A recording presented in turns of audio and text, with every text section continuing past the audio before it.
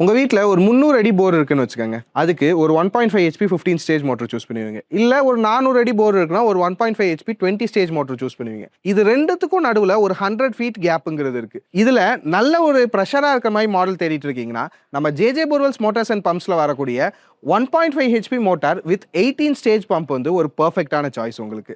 இந்த மோட்டரை இன்னைக்கு நம்ம டெஸ்ட் பண்ணி எந்தெந்த அடியில் எவ்வளோ ஹெட் தள்ளுதுங்கிறத பார்க்கலாம் வாங்க. இப்போ இந்த மோட்டரை ஃபுல்லி ஓப்பன் கண்டிஷனில் பார்த்துட்டு இருக்கோம். இந்த மோட்டரை நம்ம வந்து கொஞ்சம் கொஞ்சமாக ஹெட் லோட் பண்ணி எவ்வளோ அடி ஆழத்தில் எவ்வளோ தண்ணி தள்ளுதுங்கிறத பார்க்கலாம் வாங்க.